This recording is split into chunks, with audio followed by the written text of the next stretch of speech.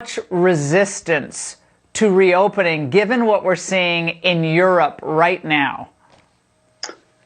Well, I think it's stunning because that is what you would do if you follow basic public health practice. So there's sort of a perception that lockdowns and contact tracing is something that the scientific community is behind. And there are some who are advocating that. But among my colleagues who are infectious disease technologists, most are in favor of a risk-based strategy or an age-based strategy where we protect the elderly and other high-risk groups while the younger will resume lives more or less normally. And that's what Scott Atlas has been advocating, and which we now put out a declaration, the Great Barrington Declaration, and we put that out this morning, and there are already over 500 medical and public health scientists who have co-signed, as well as over 500 practicing medical professionals. Wow, okay. All right, I want people to understand that. I'm sorry to interrupt, Dr. Kulldorff. I want people to understand this.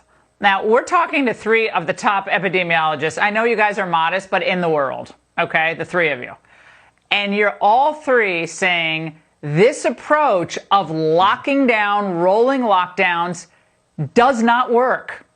And that is what is happening around the world and what, I'm sorry, is being planned if Biden wins the presidency. And Dr. Fauci actually spoke tonight on CNN and address this national strategy which should be in place. And I'll let Dr. Gupta and Bhattacharya respond to it. Let's watch.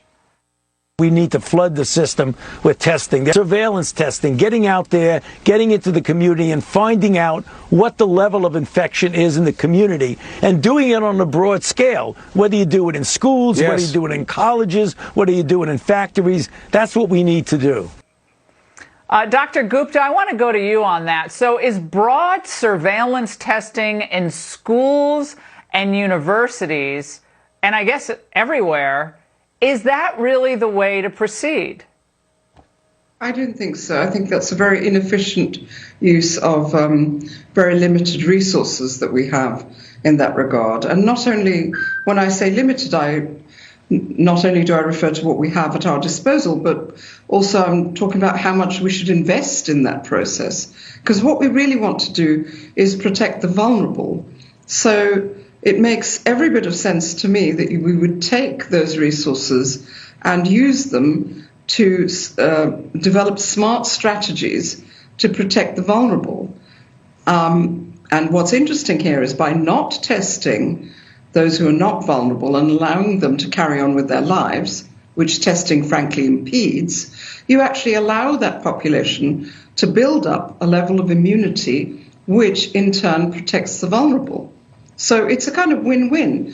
Don't test them, let them live their lives, and let them build up the immunity that will eventually protect the vulnerables. In the meantime, and I stress this is not going to take forever, it will take 3 months maybe.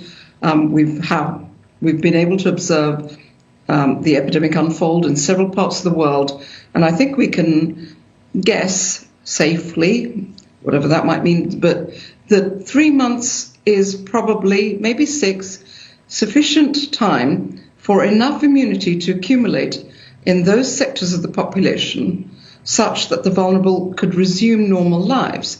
In the meantime, we try and protect them the best we can, and we use our testing capacity to achieve that. Dr. Bhattacharya, today, it was all day long, okay? I heard individual after individual, many of them medical professionals, scoffing at this idea of herd immunity or reaching a level of immunity that means generally you can open up everything and go on with life as we had it before, even understanding the danger of the virus. What about that and the Swedish experiment that everyone ridiculed? And even President Trump was kind of poo-pooing Sweden early on. Yeah, I think denying herd immunity is like denying gravity. Gravity exists and herd immunity exists. Many infections and viruses and pathogens are controlled in the population by herd immunity. Even if you have a vaccine, it's still herd immunity that protects people against the virus or the pathogens. So denying herd immunity it's like denying biology. It's just not right. The question isn't just about herd immunity, really. Its question is, how do you safely get there? The focused lockdown strategy that we're proposing, where you protect the vulnerable and let people live their lives, will get us there more quickly with less loss of life and less damage to other aspects of public health that get ignored, I think, by these doctors that are essentially denying basic facts about biology. Instead, with this focused protection, you protect the vulnerable, you quickly build up immunity in the rest of the population, and that will save lives. Just one very important thing here is that the lockdown itself is not costless to life, and if you think about it, people have delayed cancer treatment. They've delayed going to the doctor because of even with severe heart disease. Parents have not vaccinated their children. There's going to be an increase in breast cancer rates, prostate cancer rates, because of basic screening hasn't been done. I think the lockdown costs will, even in the short and intermediate term, have larger and longer health consequences for the population than the focused protection plan, which both will reduce COVID deaths and also address many other public health foci that we just ignored. But that's essentially, Dr. Kulldorff, what the administration has been doing. I mean, focusing on protecting the vulnerable, urging states to open up. New York, New Jersey, California, some other states in New England extended their severe COVID restrictions. Some of them are going back into rolling more targeted lockdowns. But to what end? Like, what is New York going to achieve by beginning to close down sectors of the economy again? Dr. Kulldorff. Yeah, so different states pursue different strategies here. And what, for example, New York has been doing is to protect low-risk college students and low-risk professionals who can work from home, while older working-class people have to work. So they are building up it's the working class who's building up the immunity that eventually will protect everybody. So the working class is having a double whammy, both in terms of COVID-19, which they are taking the burden of generating the immunity, but also in terms of the consequences of the lockdown on other aspects of public health, and also the school closings. Rich parents or middle-class parents can do higher tutorings or part schools or go put them in private schools. But the working-class children, they don't have those options. So they're the ones who are suffering the most from the closure of the public schools. Yeah, the at-risk children around the country are suffering the most. But I can tell you, I have 3 children, and 2 of them are in person. One is kind of every 2 weeks on and off. And Dr. Gupta, I got to tell you, what's happening to the kids, I think, will go down as one of the most outrageous abuses of supposed science that we've ever seen I'd say in the last 50 years. Children are being kept from school with a 99.997 survival rate of anyone under the age of 19. It's insanity. I would have to agree, and one again particularly thinks of disadvantaged children for whom providing an alternative to what school offers is very, very difficult. So I guess Martin's already said it. I mean, those who have the means can offer some form of alternative, although there is no alternative to the socializing and the learning experience of school. And it is, I agree, it's absolutely tragic. It's unconscionable that we're allowing the young, we're supposed to be, as a society, we're supposed to give everything to protect the young.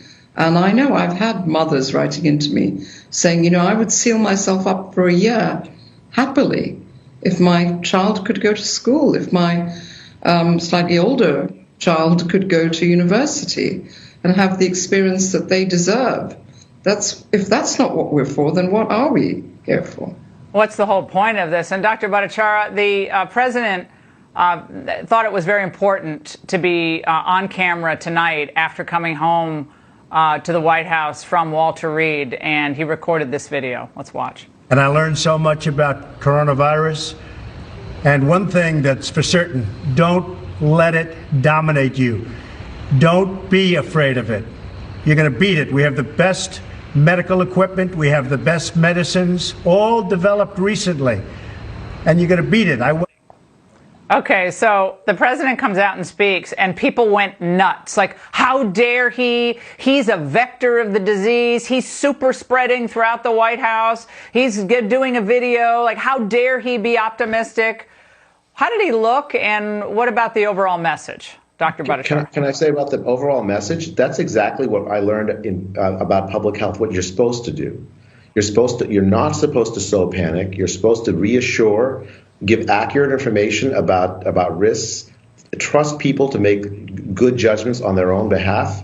The president did that, I think, tonight. Don't you think? I mean, I think obviously, like, he's has a real spirit to him, doesn't he? But I think that message is right. It is accurate and consistent with the data. That COVID is not a death sentence, and I think we've created this idea in the public mind that it is something so unique and so deadly that we should utterly end all normal existence as a result of it. That's not right.